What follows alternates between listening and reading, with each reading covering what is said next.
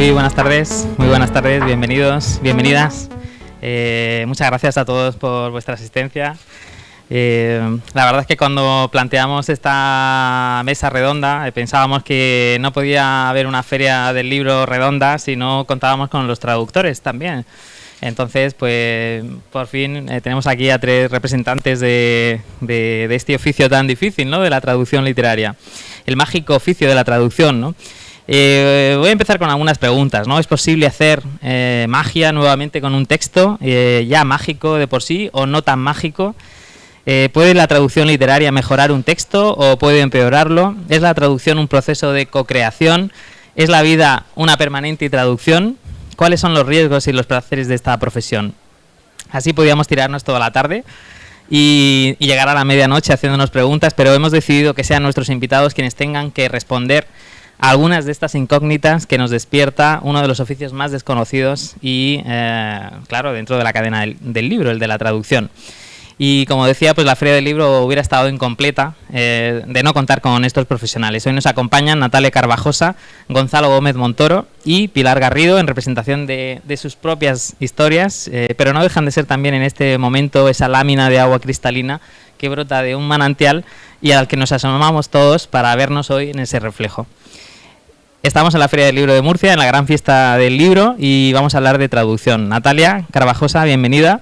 Profesora de Lenguas Modernas de la Universidad Politécnica de Cartagena, es escritora, traductora. Nos contaba la verdad este verano, hay una necesidad de acercarse a la poesía por parte de un público joven. Casi todos sois un público joven, o sea que no iba muy desencaminada. Y bueno, y claro, entre las novedades que nos ofrece Natalia, pues está La Tierra Baldía de Eliot y también el teatro del genial dramaturgo que nació en Estados Unidos en el año 1888 y murió en Londres en 1965. Yo tengo aquí un currículum muy extenso de Natalia, pero ella, si quiere ahora, pues puede entrar perfectamente a destacar lo más interesante de este año, en el que ella, por cierto, ha colaborado en 4 libros, que yo sepa, porque creo que hay alguno más, pero por no agobiarnos, no nos has dicho cuáles son, ¿no? Gonzalo Gómez Montoro, feliz de encontrarte de nuevo. Aguas eternas de modernidad, en la segunda Lady Chatterley. Titulamos así en La Verdad en mayo la salida de esta obra que nuestro filólogo murciano junto a J.M. Lacruz pues ha traducido este año, ¿no? Es uno de los clásicos de la literatura moderna del inglés D.H. Lawrence, que tituló originalmente John Thomas y Lady Jane y fue escrito en la primavera de 1927. Este año pues ha llegado a los lectores en castellano de la mano de la editorial Funambulista, y esta segunda versión de las 3 que Lawrence escribió de la mundialmente famosa El amante de Lady Chatterley es, a juicio de Montoro, la mejor, además de que tiene 20.000 palabras más y sobre todo es la más tierna y bucólica. Montoro también ha traducido a Edith Wharton y a George Moore en editorial Funambulista, residió en Francia, donde fue profesor de español y es autor también de otras 2 traducciones deliciosas publicadas por la editorial albaceteña Chamán, que es Historia de una tienda, de Amy Levy, y Revolucionario, de Clementina Black. Y también de un libro que no sé si ha salido ya o no, que es el libro de Ruth Bader Ginsburg, Mis propias palabras, que incluye el homenaje recordando al magistrado Scalia, ambos magistrados del Tribunal Supremo de los Estados Unidos.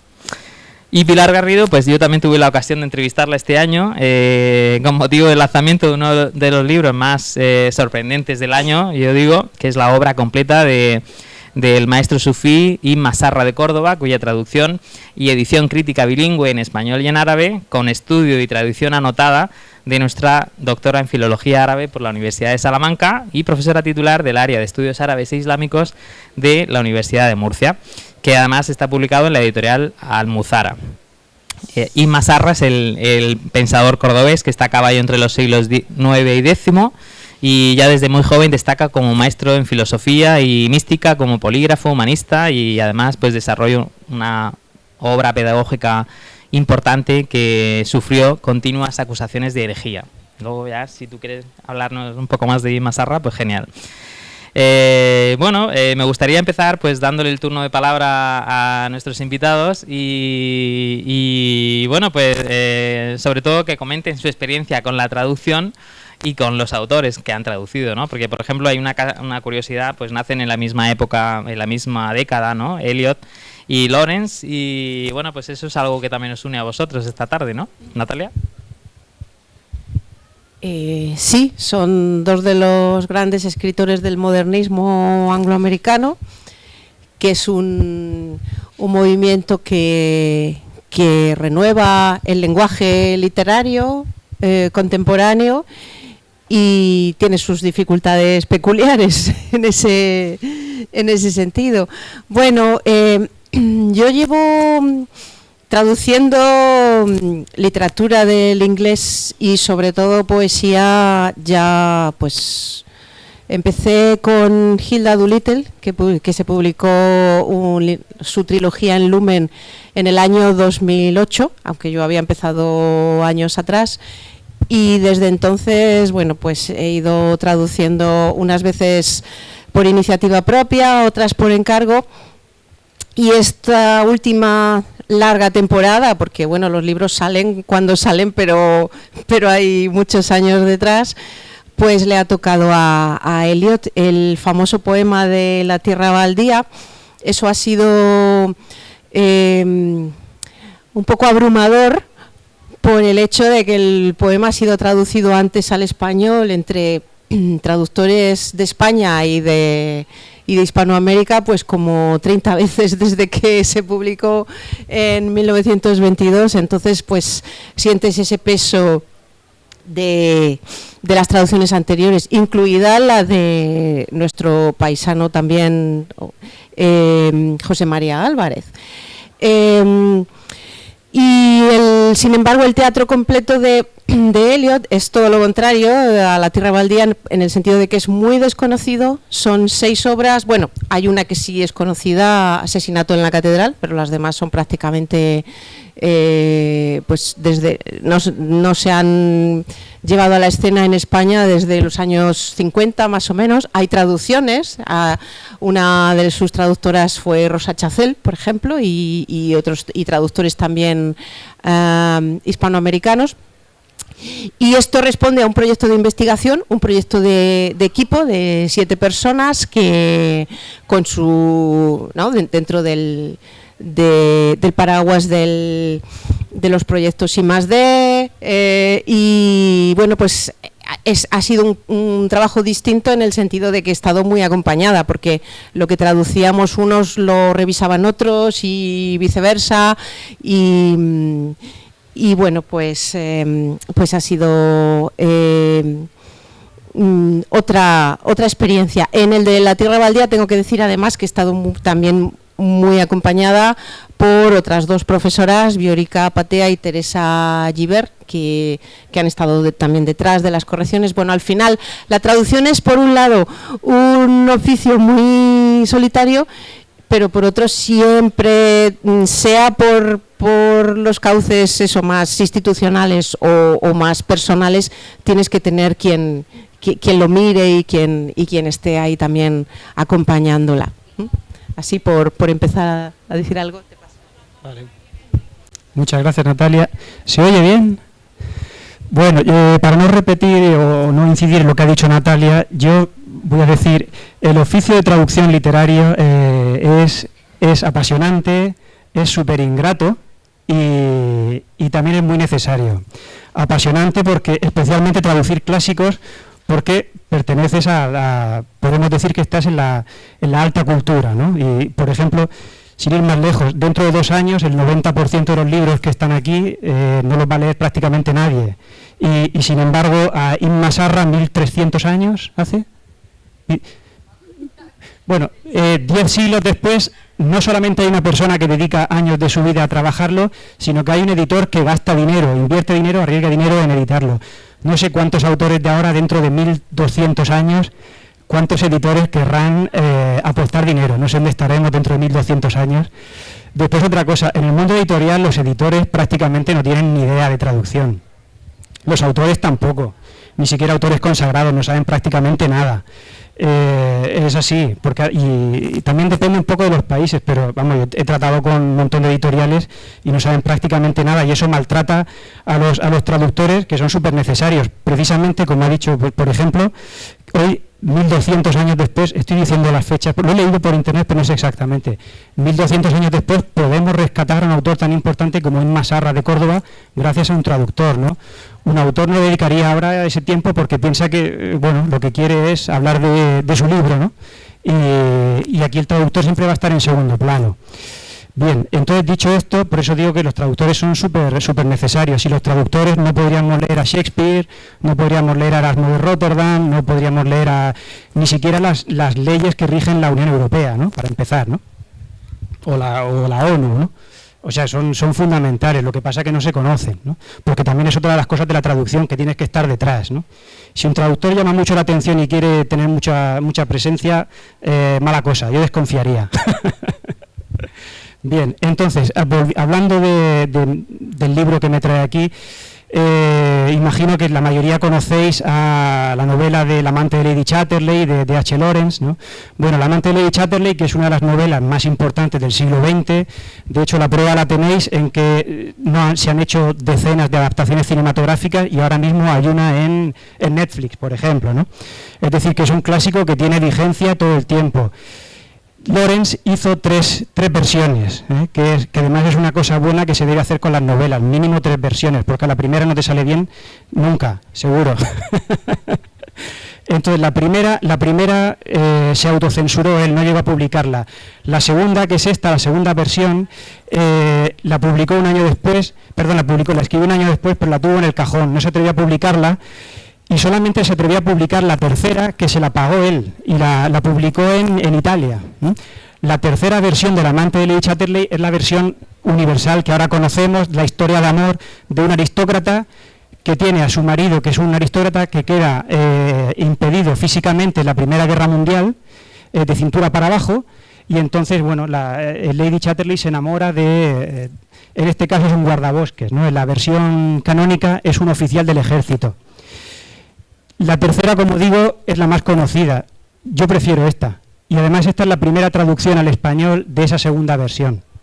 Me parece más directa, más intensa, y además el choque de clase social entre Lady Chatterley, la aristócrata, y su amante en la historia de adulterio, aquí es más fuerte porque es un guardabosques. Entonces es más escandaloso la diferencia de relación de clase social de adulterio, ¿no? Entre un aristócrata y una persona de un nivel social muy bajo, ¿no?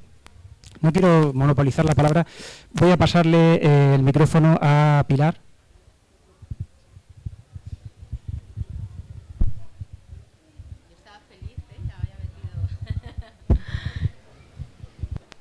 Yo estaba feliz, ya estaba en la historia con tu guardabosques.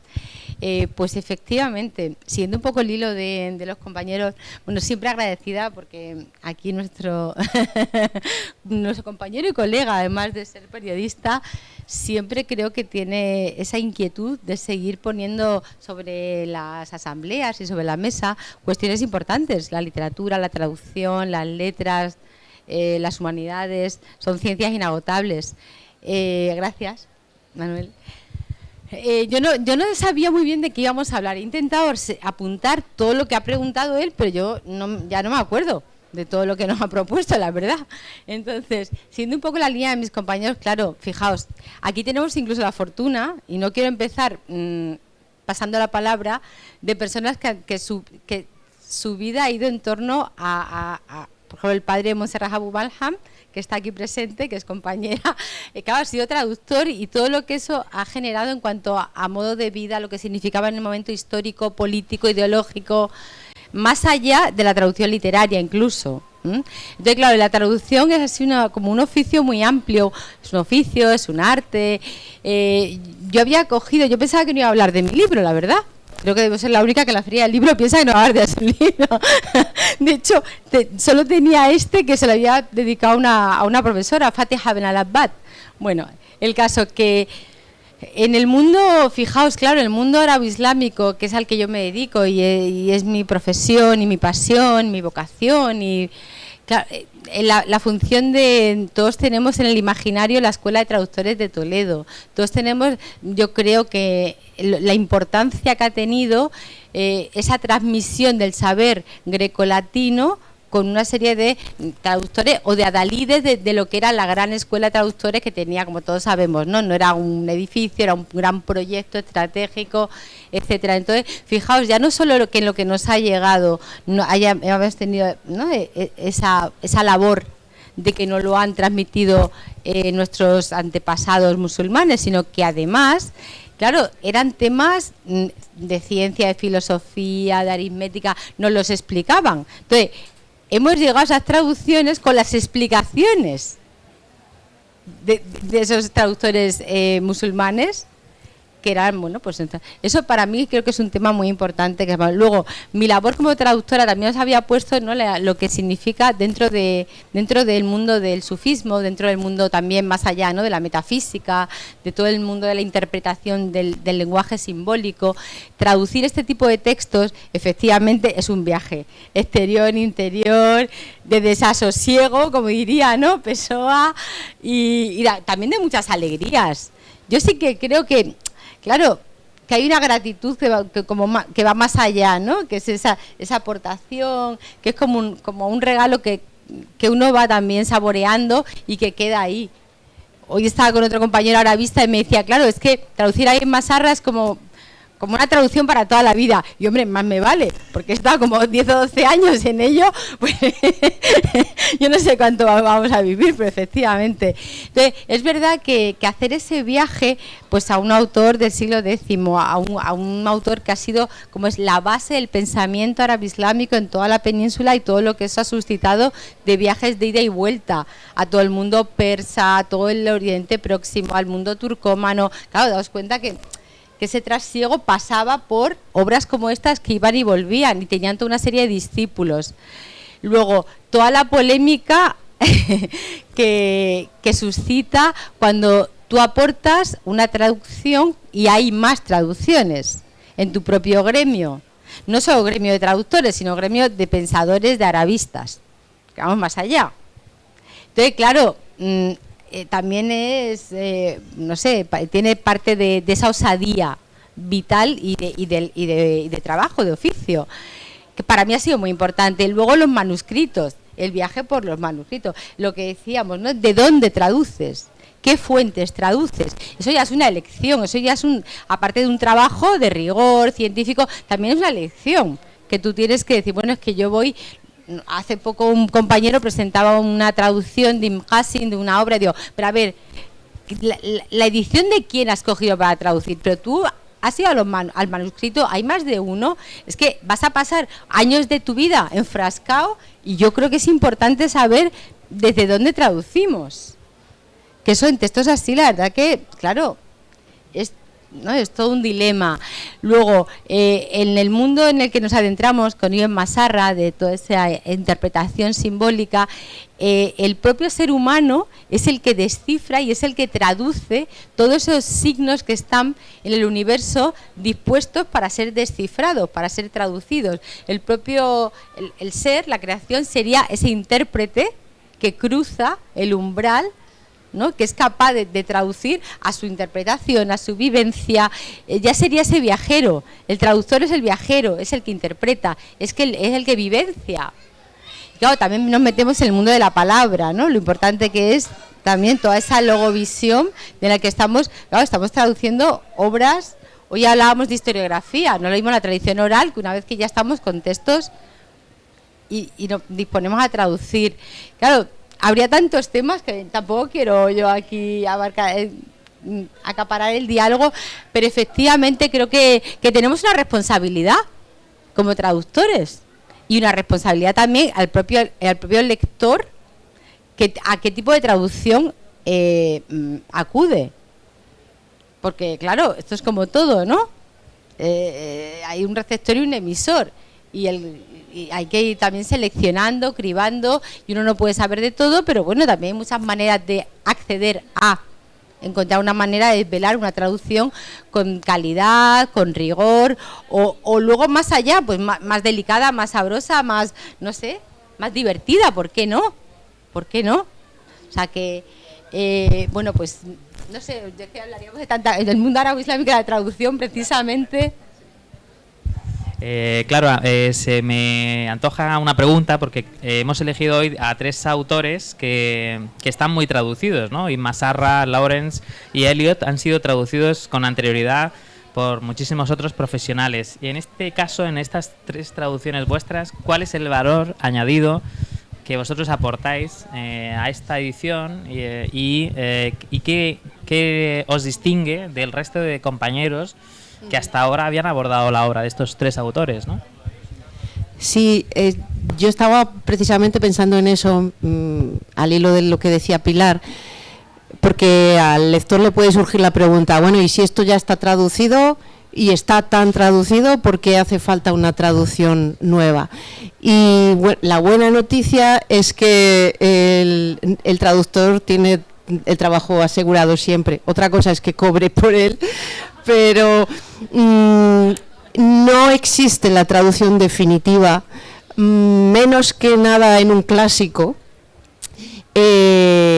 Y luego la aportación de cada traducción que se suma, digamos que traduces de una lengua a otra, pero al mismo tiempo traduces de un tiempo a otro.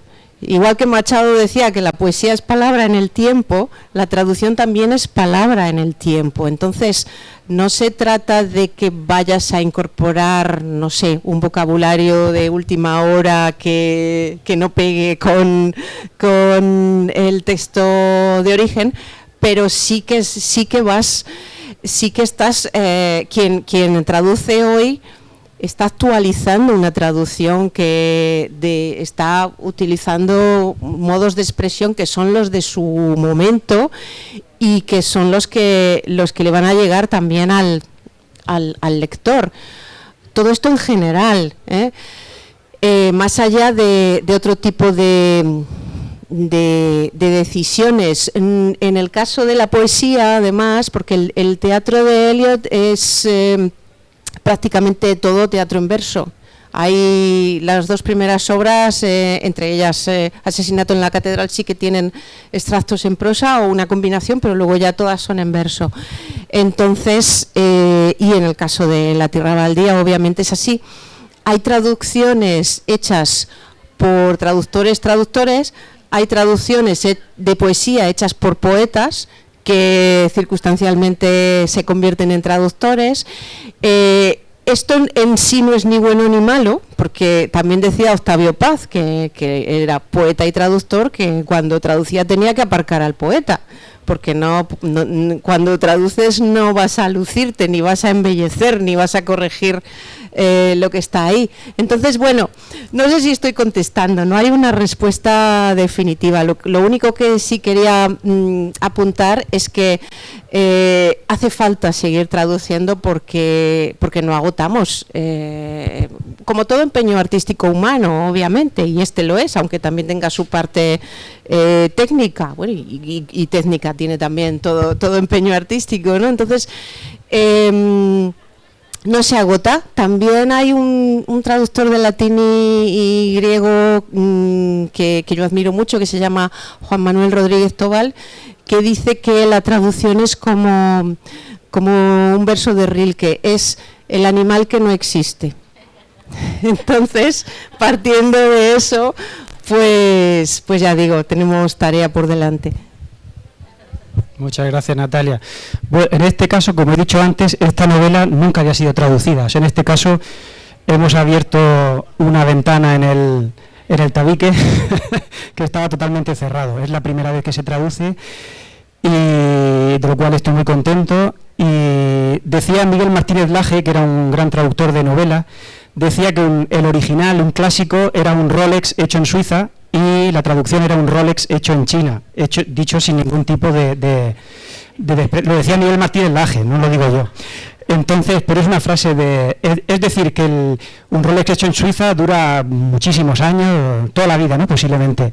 Los clásicos necesitan cada cierto tiempo reactualizarse, ¿no? Entonces, yo creo que esta por lo menos 40 o 50 años va a durar, lo digo en serio, porque la trabajamos mucho y es verdad. Creo que 40 o 50 años, porque además Funambulista edita muy bien, tiene un papel muy bueno, con letra grande, yo creo que va a envejecer bien, en 40 o 50 años se podrá leer.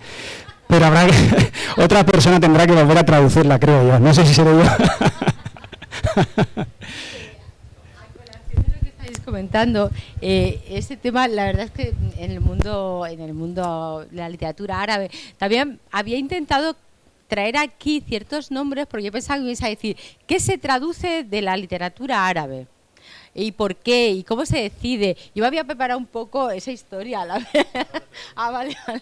Pero hablando de lo de ¿no? que traducir de alguna manera sí que hay una parte que vuelcas tú y no otra persona, es tu traducción, efectivamente. Pero en estas traducciones de textos, con esa contundencia, es verdad que hay todo un trabajo de información, de documentación, pero no deja de ser tu traducción. Eso realmente, yo siempre hablo del rigor de la traducción de Mazarra, no hablo de mí, porque me da hasta cierto pudor hasta el día de hoy. Hablo del libro de Ibn Mazarra, que más de una vez me ha dicho, pues Montserrat Abubaljan o Juan José Tamayo me ha dicho, bueno, vamos a hablar de tu libro. Y digo, es verdad. O sea, hasta ese punto hay una especie como que tú te has mimetizado y has intentado entrar ahí y ser capaz de volcar. Hay un autor en la literatura árabe, un clásico que ya ha fallecido, que era un hombre muy entrañable. Yo lo fui alguna vez a visitar para verle nada más, como estos imaginarios de joven, ¿no? Que era García Gómez. Y siempre hay una gran crítica que coincidió con José María Álvarez. Bueno, eso me ha contado José María Álvarez. El caso es que siempre se dice un poco eso, ¿no? Que él recreaba las traducciones y que se hacía su poesía traduciendo a la poesía árabe. Bueno, pues hasta qué punto yo hay traducciones de García Gómez que prefiero a las de otro gran arabista, por ejemplo, como Federico Corriente, que los dos descansen en paz, que era un gran lingüista, pero a mí hay traducciones que serán más rigurosas que las de García Gómez, pero a mí algunas traducciones literarias me parecen, por ser cortés, pero arduas de adentrarte en ellas. Y en el caso que hablábamos de la documentación y de que de alguna manera actualizamos, en mi caso precisamente el viaje era la inversa. Yo lo que necesitaba era acuñar unos términos para traducir conceptos, ideas, interpretaciones simbólicas de ciertos textos, para ser capaz de hacer un glosario del siglo X. Y no traducir con un glosario hermenéutico del siglo XII de Ibn Arabi, por ejemplo, que nos ha deslumbrado, ¿no?, a todos los del pensamiento árabe-islámico de ese estilo, ¿no?, dentro del sufismo, etcétera. Entonces, claro, yo tenía que realmente adecuar y ser capaz, porque no es lo mismo Tarika, pues Tarika existía en el siglo XII, pero no es en ese momento. Los discípulos con el maestro no se llamaban de la misma manera, no estaban configurados. Sí que había una parte que era, y luego lo que tú comentabas también, Gonzalo, el texto completo no estaba traducido. Ahora, se había utilizado la supuesta obra de Ibn Mazarra durante siglos y siglos. Pero sin embargo, el texto no había sido leído directamente y traducido completo. Entonces, claro, luego cuentas todo tipo de vicisitudes. Sí, en esa línea hay un programa de radio en la BBC cultural, y en una ocasión la locutora comentaba que estaba leyendo un poema de un poeta ruso, creo que era Yesenin, y tenía a su disposición dos traducciones distintas al inglés. Lo digo porque yo he tenido también experiencias de este tipo, pero por no personalizar eso y por no decir prefiero a este que a este, pues tomo este ejemplo un poco más lejano, pero es así, ¿no? Y por eso hacen falta también traducciones para distintos tipos de lectores o distintos tipos de sensibilidades, quien prefiere más la literalidad o prefiere más la que se ajusta más al ritmo, etcétera. La cuestión es que ella decía que el poema que estaba leyendo en dos versiones, y esto nos pasa mucho cuando traducimos poesía, que el de al lado traduce el mismo poema y cuando lo lees está la esencia, pero son dos poemas diferentes. Entonces, decía que en este caso, en una de las versiones le gustaba al 90% más que la otra, pero el 10% de la segunda versión, digamos que había dado con el meollo del poema. Era tan importante, a lo mejor ese único verso que estaba traducido de esa otra manera en ese otro poema, que necesitaba los dos. Entonces yo creo que hay algo de eso, ¿no? Y por eso creo que es una suerte que la traducción nunca se complete. Es una suerte y al mismo tiempo una maldición, porque sobre todo cuando ya está en el libro y la lees y dices, ¿cómo es posible que haya puesto esto así en vez de asao? O de repente se te ocurren, es decir, nunca llegaríamos a publicar lo que traducimos si no dijéramos, bueno, ya está, va a la imprenta y ahora sí que me tengo que aguantar. O incluso vuelves o te proponen revisar una traducción que has hecho años o décadas atrás para publicarla de nuevo y tomas decisiones distintas y te salen versiones distintas. Así que eso es así.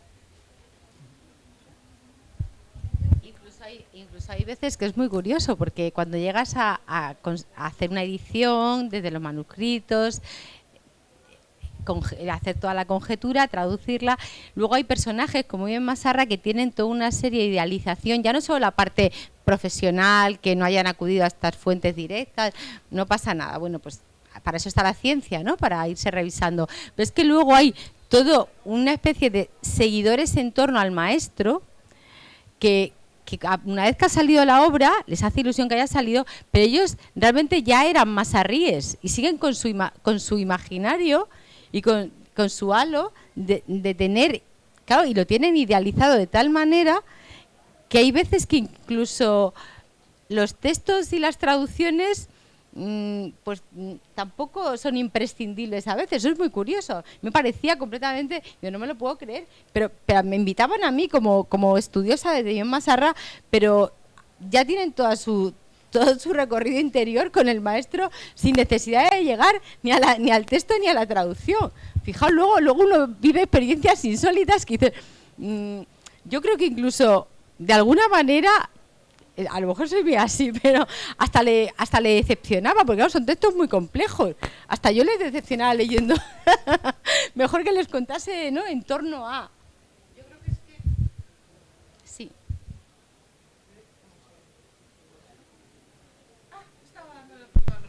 Yo creo que es que además en tu caso, perdón por el inciso, aparte de traducción, has hecho una labor muy importante de edición y de tratamiento textual. O sea, eso es un trabajo filológico completo que cuando a mí me gusta mucho también, me gusta mucho la crítica literaria, cuando el editor te da libertad, en tu caso por la fuente, por las circunstancias de los textos es así. En el mío, cuando me dejan, entre comillas, pues eso, preparar una introducción, unas notas, no necesariamente académicos, simplemente algo que te permite también sacar a la luz un poquito todo ese trabajo previo que has dicho de investigación, que te pasas años estudiando antes de sentarte ya a traducir, pues es como el privilegio de la palabra filólogo, claro, efectivamente. Aparte de traductor. Un tema que también, bueno, como arabista, yo creo que es oportuno sacar aquí a la luz es qué se traduce. Porque claro, aquí a mí como arabista, pues efectivamente yo decido pasar los años de mi vida y me dedico a más cosas, pero los que son eminentemente traductores, ¿qué se traduce en la actualidad? Ahí yo creo que deberíamos también tener como esa apertura de prisma, porque hay muchos jóvenes que a lo mejor leen manga, pero no han accedido por ejemplo, a cómics árabes. No se traducen los cómics árabes, no se traduce la literatura actual. Son decisiones, pues no sé, etnocentristas, políticas, ideológicas, porque no es un mercado de dinero. Bueno, pues se intenta hacer cada vez más ferias a las que se acude, los países a lo mejor del Golfo, también el norte de África, algunas por Egipto, Líbano, pero realmente yo creo que deberíamos a mí me gusta sacarlo aquí, porque efectivamente hay muchísima literatura actual de todos los géneros, moderna, de poesía de todo tipo, que está ahí, que está sin traducir. Y cuando se encarga de traducir, teníamos un proyecto de investigación precisamente dedicado a esto, con países todos europeos, ¿no? Y que llegaba y que se traducía. Pues muchas veces es lo que el editor, con gusto occidental, piensa que es bueno de lo árabe, no lo que los árabes han considerado buenos. Hay una marca, yo tengo amigos que son escritores o poetas en Madrid, por ejemplo, y entre ellos dicen, no, pero este continúa publicando, no porque es árabe, y entonces su poesía se traduce y se publica, porque como es árabe, no, sigue publicando en los países árabes. Y eso es como una marca diferenciadora. Fijaos hasta qué punto, ¿no? Hay un grupo de compañeros, para los que yo soy del equipo de traducción de una revista que se llama Banipal, que es Samuel, un iraquí, tiene un libro muy divertido que es un iraquí en París, de cuando vino hace años, y realmente ellos hacen esa labor. Empezaron hace años, como hace 20 años, a traducir él y su compañera Margaret, de la lengua árabe directamente cuestiones actuales al inglés. Y hace poco, justo antes de la pandemia, sacaron una edición de Banipal en español y se traduce directamente del árabe al español, porque claro, eso es otra cuestión. Si traducimos del francés, del inglés, si el escritor, claro, si es árabe y escribe en francés, pues evidentemente, pero esa doble paso al final como obligación editorial, etcétera, no porque se decida. Yo creo que, bueno, pues que es importante que accedamos a ese tipo de iniciativas, ¿no? En Banipal lo que hace es cada vez que sale una selección de cuentos, trozos de novela, para darnos un poco de noticia de lo que está pasando en el mundo árabe actualmente.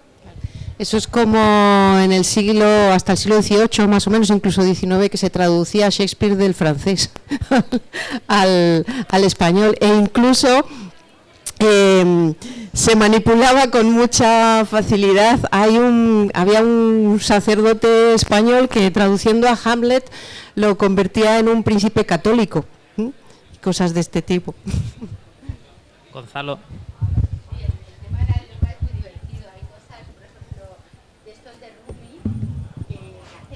Hace muy poquito en Nicholson aparecía un autor, Sufi, pues aparecía en latín las partes que eran casi eróticas explícitas. O sea, se traducía al inglés, pero esas partes seguían apareciendo en latín. Esto del árabe o del persa. Bueno, pues muy bien. Gonzalo, tú eres experto también en descubrir a autoras que no estaban traducidas, ¿no? Cuéntanos estas aventuras también tuyas, pues por ejemplo con Amy Levy y con Clementina Black. Vale, gracias Manuel. Pues aquí tengo, lo saco de la chistera. Por ejemplo, voy a poner aquí delante. Por ejemplo, ha mencionado, gracias Manuel, a una autora, Amy Levy, una autora británica que murió con 27, se suicidó con 27 años, no llegó a cumplir los 28, que efectivamente no se había traducido nunca al español. No solamente no se había traducido, había algún poema suelto por ahí, pero prácticamente nada, de narrativa nada.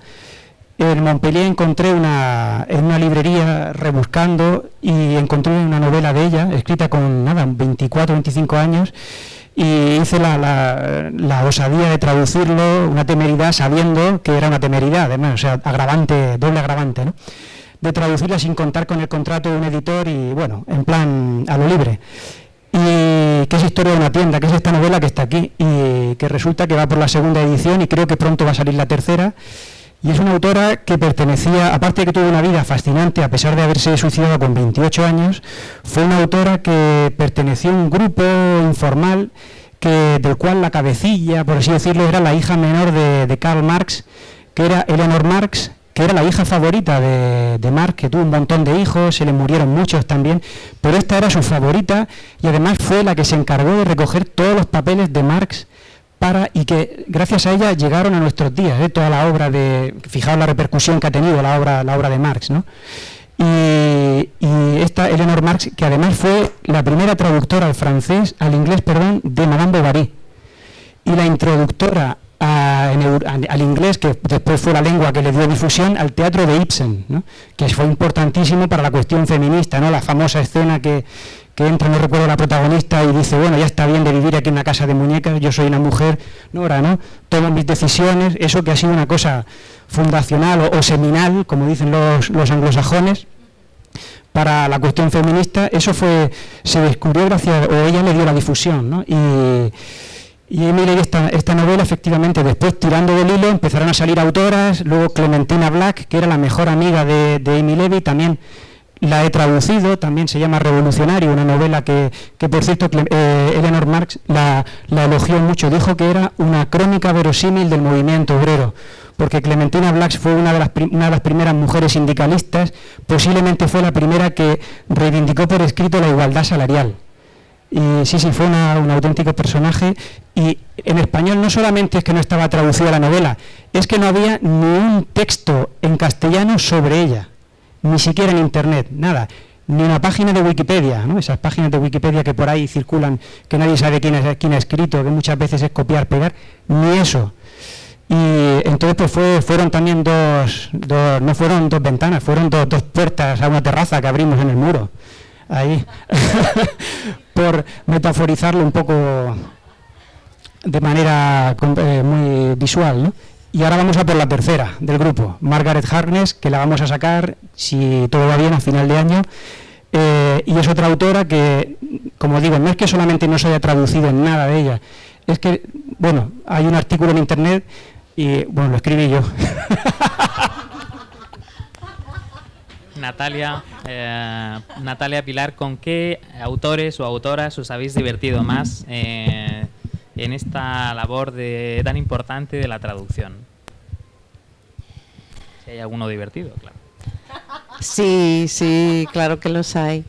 Pues me divertí mucho con Ray Armantrout, que no es fácil, precisamente, es una poeta del lenguaje, una poeta muy experimental de los años, bueno, todavía está activa y fue premio Pulitzer en su día, pero este movimiento surgió cuando todavía eran estudiantes, a principios de los 80, y entonces hace un tipo de poesía que es capaz de desdramatizar todas las situaciones posibles, incluido un cáncer que sufrió y superó, pues hasta de eso hace un poco de humor negro.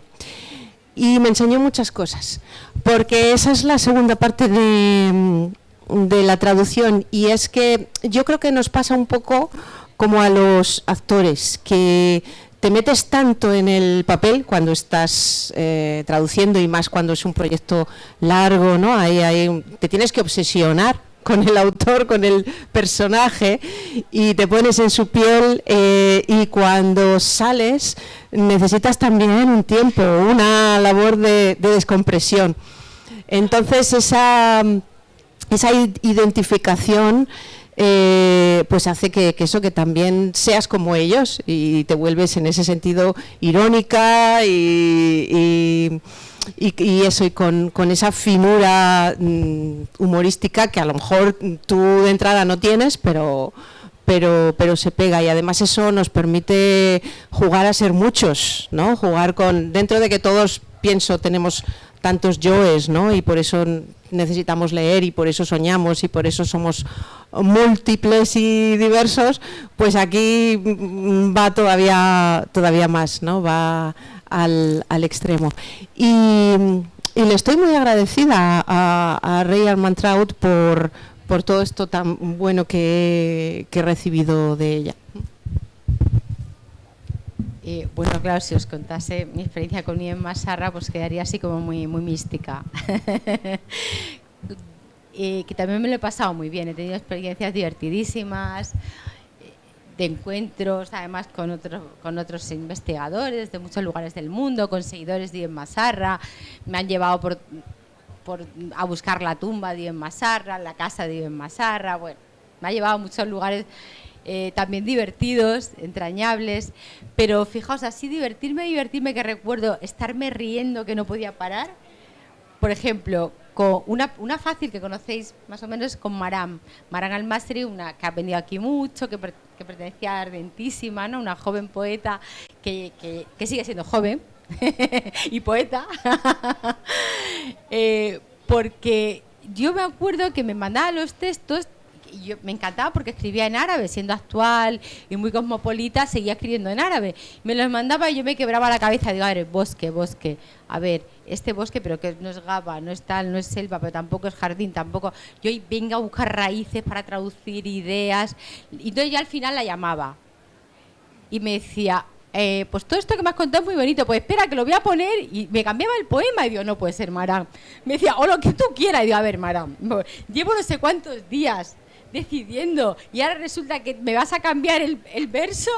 Pues así era, o sea, yo ya no podía, me reía mucho, pero claro, yo a veces decía, no la voy a llamar, o sea, decido yo, pero claro, también lo que decíamos, ¿no? Decidir, uno tarda mucho hasta que está convencido, y más si encima no tienes claro en árabe la palabra que... Bueno, además el tema de toda esa polisemia en las raíces léxicas árabes es especialmente rica. En otras muchas lenguas también, pero en este caso. Y luego, otra cosa muy bonita que me pasó fue con una mujer que es también actual, hace poquito, que se llama Estela Guitano, que es sudanesa.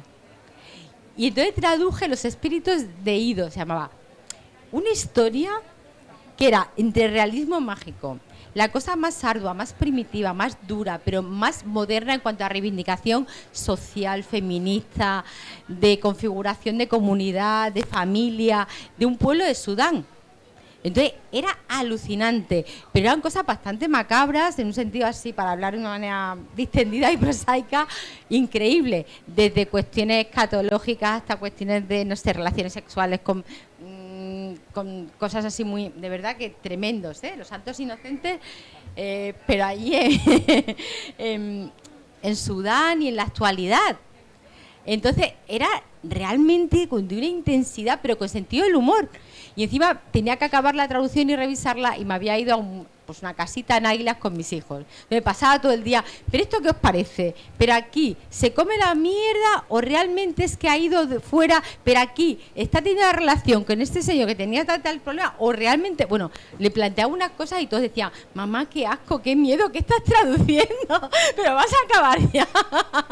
Y fue tremendo. Pero fijaos, ¿no? Y luego con una reivindicación muy fuerte. Y Estela Guitano es una escritora de Sudán. Luego había términos que yo, por más que intentaba buscar en todos los diccionarios, todos los amigos, todos los poetas, desde el norte de África hasta Oriente Próximo, pasando por lo del Golfo, nadie conocía. Y es que eran términos de realidades físicas de Sudán. Un tipo de encalado, por ejemplo, de una casa o una planta autóctona que yo realmente, y mira que he dado vueltas por el mundo árabe, pero desconocía, sinceramente. Entonces, claro, todo eso también me hizo como una peripecia. Es una mujer excepcional, te hace una labor además humanitaria muy bonita, Estela Guitano, sudanesa, y bueno, ahí me reí mucho, porque claro, era toda una aventura. Pilar, tú tienes muy buen ánimo, o sea que yo creo que te diviertes con todo, ¿no? O sea que... Claro, cuando esta semana se anunció el Premio Nobel de Literatura, supongo que vuestra primera reacción fue me cachis, el noruego, ¿no? Bueno, no, yo lo que pensé es menos mal que hay traductores, porque ahora nos tenemos que poner a conocerlo un poquito. Seguro que hay gente, y a lo mejor alguno de los que estáis ahí lo conocéis. Yo no había oído hablar de él en mi vida, pero lo que me ha ido viniendo me parece lo suficientemente interesante como para empezar a leerlo. Y claro, lo primero ha sido... ¿qué libros hay suyos en español y cómo los consigo? Y he encontrado uno en la Biblioteca Regional de Murcia, por cierto, y por ahí, por ese voy a empezar. Pero estas cosas que tiene el Premio Nobel, creo que nos ayuda cuando son autores tan desconocidos, precisamente a extender más aún la mirada. Yo de por sí soy muy curiosa, no estoy todo el tiempo leyendo nada más que literatura angloamericana ni muchísimo menos, y me gusta que me lleven a territorio desconocido, pero vamos, en este sentido, sin saber todavía tampoco quiénes son, si son más de uno, tampoco lo sé, los traductores de este autor al español. Bueno, pues están de enhorabuena, ¿no? Porque van a tener mucho trabajo en los próximos meses y años. Gracias, Natalia. Bueno, yo tampoco lo conocía de nada, a John Foss, no lo he escuchado en mi vida. A mí, por ejemplo, claro, lo que pasa con los clásicos, no recuerdo Eliot cuando murió, pero los clásicos ya sabéis que a los 80 años de la muerte en Europa, a los 80 años de la muerte de un autor, la obra pasa a ser de dominio público, con lo cual puedes publicarla, traducirla libremente sin pagar derechos de autor y sin tener que pedirle rendir cuentas a nadie, ¿no? Los autores contemporáneos no, entonces suelen estar bastante blindados en ese aspecto, porque bueno, John Foss aquí, no sé si a lo mejor era famosísimo, yo no lo conocía de nada, pero a lo mejor era muy famoso, no lo sé, pero John Foss tiene una trayectoria como cualquier autor que ha ganado el Nobel y tendrá sus derechos blindados, tendrá sus traductores habituales. Entonces, en mi caso, por ejemplo, no es el tipo que trabajo yo, y tampoco me interesa mucho, porque cuando el autor está vivo y tiene cierto éxito, te ponen muchas condiciones las editoriales, como digo, que muchas veces son los intermediarios y muchas veces no tienen ni idea, y lo que hacen más de las veces es entorpecer, ¿no? Un poco como pasa con los productores en el cine, ¿no? Que están cortándote la escena, no, es que esta escena es muy cara, y entonces tienes que cambiarla, ¿no? Pero al final son los que tienen el poder. Entonces, con los autores vivos son difíciles. Tienes la cosa esa de que te sacan más en la tele si sale, o te sacan en el periódico y tal, pero bueno, a mí tampoco me interesa mucho eso, pues no es lo que... Pues yo prefiero a los clásicos, y si es contemporáneo que no sea muy conocido, porque además si es muy conocido a mí no me llaman. Y diciendo una cosa, los traductores como gremio, ¿estáis organizados? ¿Tenéis sindicato o, por ejemplo, asociaciones? ¿Quién lucha por vuestros derechos laborales y cómo está la situación del traductor literario también económicamente? Sí, hay asociaciones, yo creo que Gonzalo quizá, que es el que más se dedica a esto profesionalmente, porque nosotras estamos en la universidad, pero hay un par de asociaciones nacionales por lo menos, ¿no? Y hay otra en Cataluña, y ahora lo dirás tú. En mi caso tengo que decir que yo realmente me ganó la vida como profesora investigadora en la universidad, entonces la traducción es un extra o es un aparte, y a veces lo haces por amor al arte, a veces tiene una remuneración, pero desde luego la traducción literaria y más la poética no se puede vivir de eso de ninguna de las maneras. Sí tengo que decir que empecé por mí misma, no por encargo. Hubo un momento que sentí esa necesidad de empezar a traducir, no tenía ni idea de cómo era este mundo. ¿Cómo se hace? Tú llamas a una editorial o te pones a traducir por las buenas, y alguien me dio un buen consejo. ¿Tú quieres traducir? Traduce. Y luego ya empiezas a buscar. Y efectivamente así fue, y luego ya se ha convertido pues en una cosa doble, que a veces tú ofreces un proyecto, otras veces te lo vienen a pedir a ti. Pero sí que es como una gimnasia que ya te pide el cuerpo, ¿no? Que no puedes prescindir, o casi no sé si llamarlo un vicio o una adicción. O sea, tienes que llevarlo con todo lo demás. Y además, en mi caso, me ha servido para unir dos mundos que al principio no estaban conectados y ahora están íntimamente conectados, como son los idiomas y la poesía. Entonces, de pronto tienes la suerte de tener todo a la vez encima de la mesa, con los diccionarios y demás. No sé quién quiere seguir. Sí, yo creo que tú tienes más experiencia, ¿no? Yo por mis alumnos y alumnos. A ver, el mundo de la traducción literaria, por explicarlo así de forma... es una jungla. Una jungla como lo que llama Sergio del Molino, habla de las clases creativas precarizadas. Habla Sergio del Molino como puede ser el diseño gráfico, el mundo de las artes visuales, ¿no? Sergio del Molino, el periodista, el autor de La España vacía, creo que ha encontrado un término que lo define bastante bien, ¿no? Las clases creativas precarizadas. Yo pertenezco a ellas. Entonces, no existe un convenio. Cuando digo que es una jungla, quiero decir que no existe un convenio colectivo que lo regule y que puede denunciar a una persona porque no te paga, como existe en otros sectores. Existe una asociación que cada vez es más fuerte, que se llama ACET, A-C-E-T-T, Asociación de Traductores, sí, que la presidenta es María Teresa Gallego Urrutia, que es una... ha traducido muchísimo, sobre todo del francés traduce ella, muchos clásicos también, en anagrama traduce mucho, en alfaguara, es la mamá de la traducción en España, ¿no? Un poco. Y ellos sugieren no aceptar tarifas por menos de 10 euros la matriz de 2.000 caracteres, es más o menos lo que se establece como mínimo. Pero bueno, la mayoría de las editoriales, 90% voy a decir, ofrecen menos. Después, claro, como no hay un convenio que te pueda obligar a pagar más, pues bueno, a veces aceptas más, menos. Eso es lo general, ¿no? Entonces, por eso digo que no, después ya depende de los años, mucha experiencia, bueno, pues sí, pero necesitan muchos años, pero ser solamente traductor literario es muy difícil. Vivir de eso en España es muy, muy difícil. O por lo menos, vamos a hablar las cosas, mantener a una familia, ¿no? Porque bueno, vives en casa de tus padres, eres soltero y ganas 800 euros al mes, pues sí puedes vivir, pero bueno, eso no es realmente una profesión que pueda ser solvente a largo plazo, ¿no?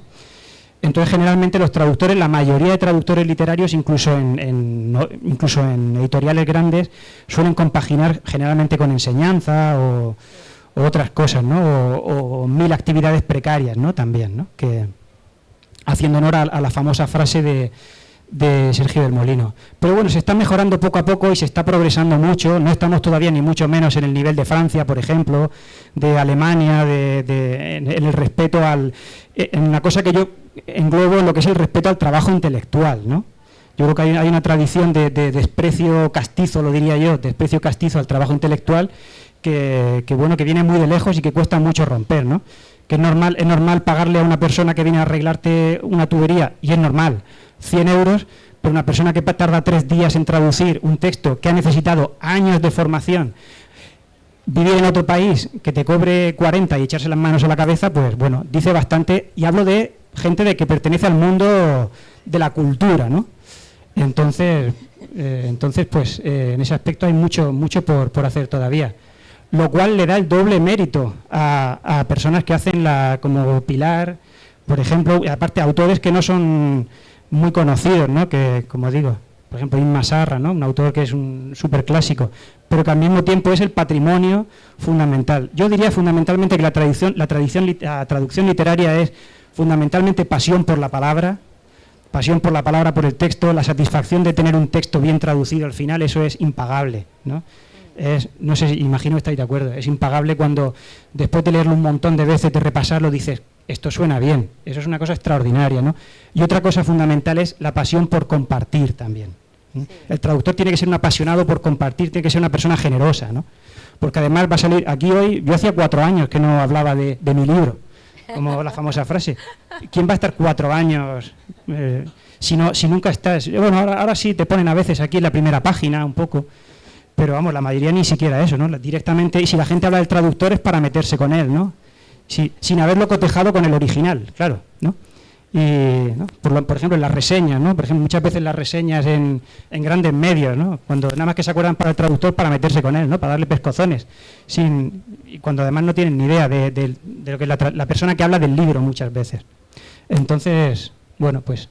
Eso es verdad, pero hay veces que también hay como una sensación de agradecimiento, ¿no? Cuando alguien accede a una obra y dice, ay, fíjate, menos mal que en Belán, a lo mejor no se acuerda del nombre, claro, del que la ha traducido, que efectivamente pasamos a ser como así un poco anónimos, no sabes cómo te ha llegado, pero sientes agradecimiento, y dices, mira, menos mal que se traducen las obras y por eso puedo estar leyendo esto, estoy disfrutando, estoy aprendiendo, me estoy deleitando, y dice...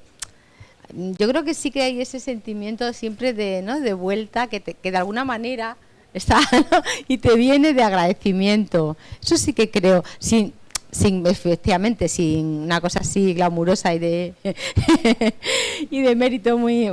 Y luego lo que decías también tú, Natalia, el tema de que uno llega a un momento que cuando tienes esa, no sé si es pasión o si es esa manera de acceder a las obras y estás trabajando siempre con una lengua de origen que no es la tuya, pero sí que estás trabajando sobre esos autores y esas obras, por ejemplo en árabe en mi caso, yo muchas veces veo una traducción, voy rápido, tengo que acudir a una traducción para ver tal dato, tal información y enseguida estoy dándole vuelta, pero yo voy a ver si busco el texto en árabe, ¿eh? Porque yo no estoy muy convencida, hombre. Claro, seguro que sí, pero no sé, yo le daré, aparte de los que sabemos que hay que ir revisando, por supuesto, ¿no?, que ya están trascendidos por lo que sea, por épocas históricas, por ideologías que han estado ahí, etcétera, ¿no?, o por falta de lo que fuera, ¿no?, de herramientas para hacerlo de una manera más completa, pero incluso más allá, aunque tú sepas qué tal, dice, ay, y siempre estás como con la cosa de tener tú que acudir al texto original.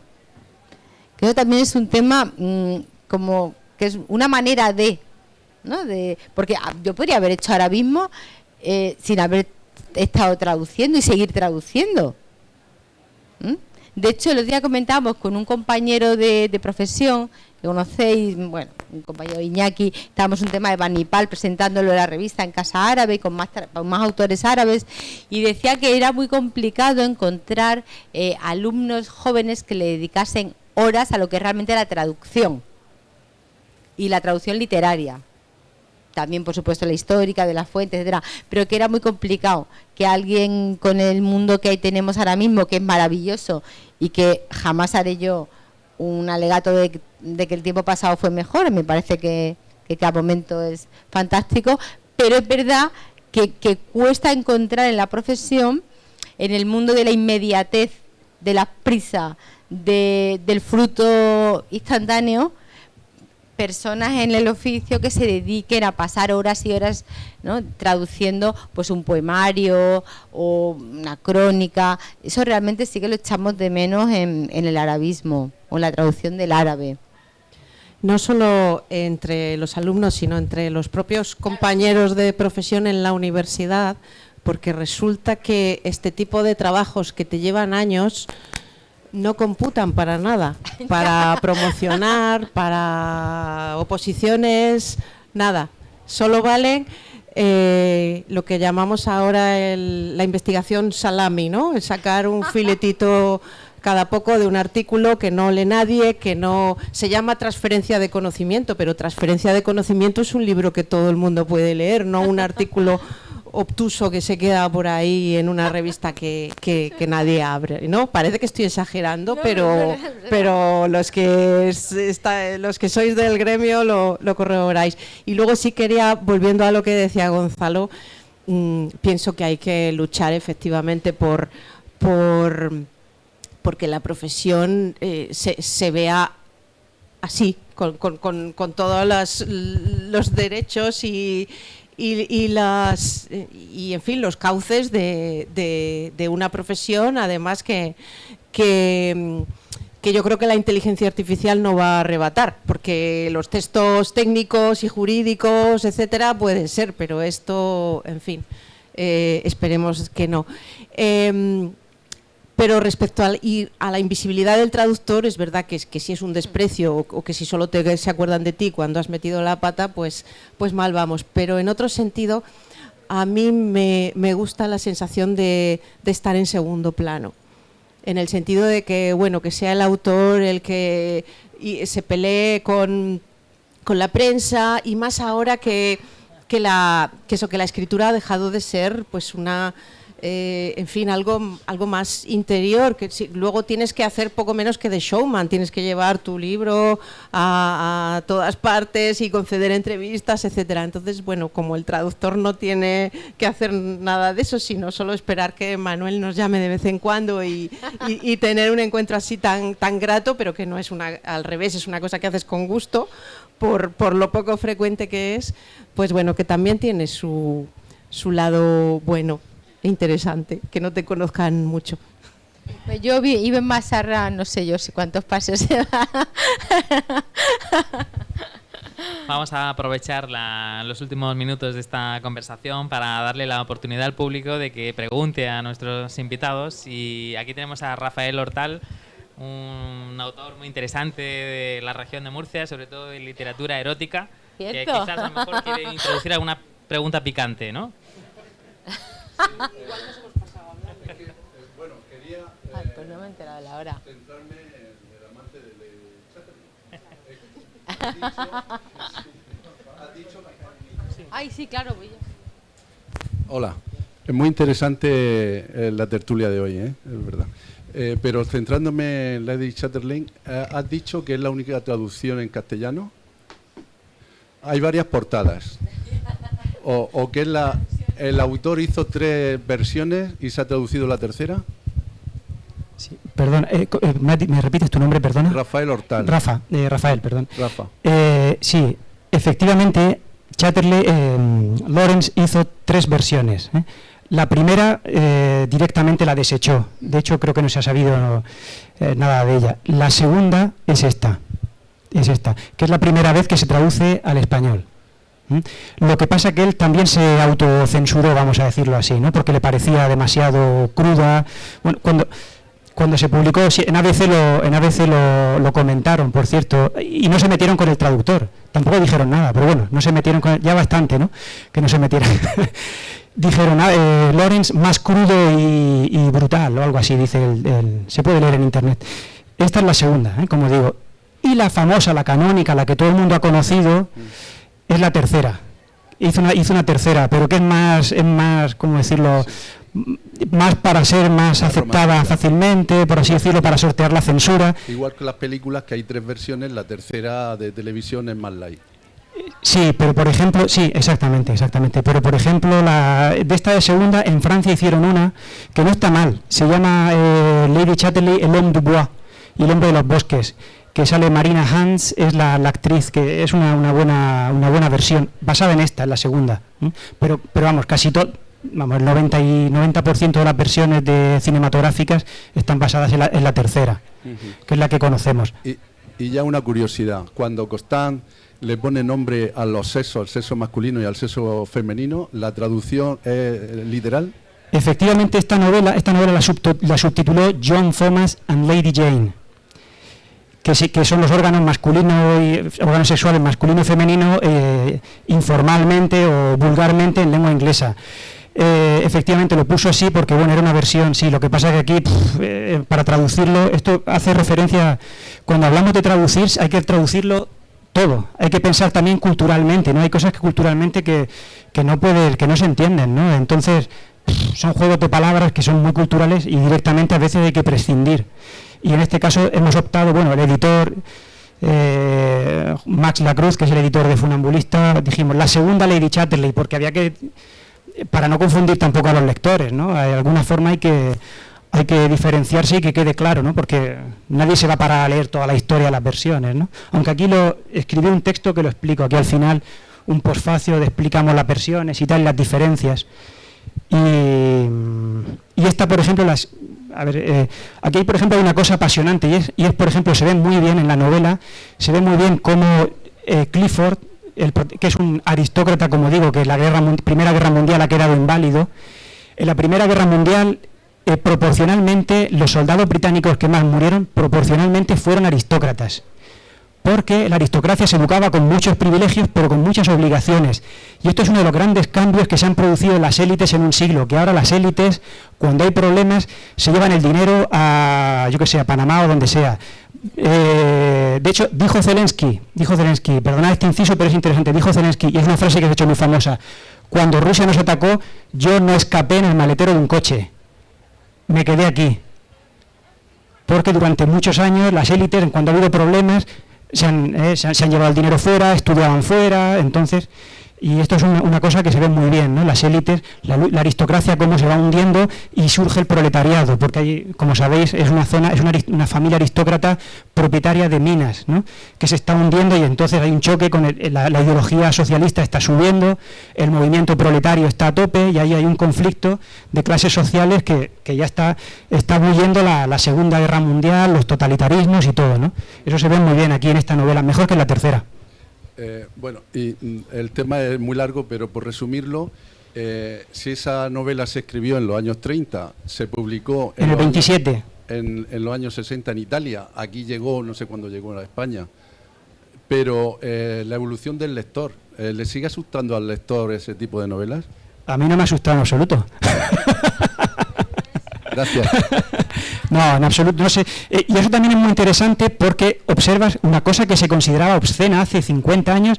Dices, madre mía, pero ¿cómo era esto obsceno hace 50 años? Si son cosas de lo más ingenuo, no sé. Es curioso también, visto con nuestra perspectiva de hoy, ¿no? Que se consideraba obsceno hace 50 o 60 años.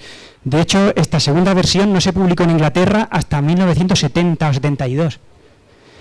Y la escribió en el 27.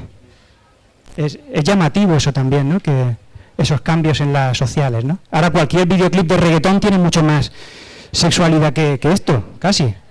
O más explícito, por así decirlo. Gonzalo, ha sido un placer estar aquí con vosotros. Montserrat, una pregunta muy breve, venga. Sí. La última. Yo le quería dar las gracias a todos porque ha sido magnífico, nos lo hemos pasado muy bien. Pero a Natalia sobre todo porque al principio me ilusionó al decir que había un proyecto de investigación en el cual se contemplaba esta historia, pero luego me has chafado totalmente volviendo a lo que yo conocía, que la traducción no sirve para nada. Yo he traducido toneladas de cosas y resulta que no contaban en mi currículum, ¿eh? En cambio, otros artículos míos bastante mediocres sí que puntuaban, ¿eh? O sea que, porque una también ejerce la autocrítica. Sí, en este caso, al hilo de las traducciones, todos hemos hecho artículos, pero eso es como un añadido. El meollo y lo apasionante ha sido la traducción, las cosas como son. Lo otro es obligación y esto es devoción. Pues os queremos dar las gracias por haber participado en esta mesa redonda sobre el oficio mágico de la traducción. Gonzalo Gómez Montoro, Natalia Carvajosa, Pilar Garrido.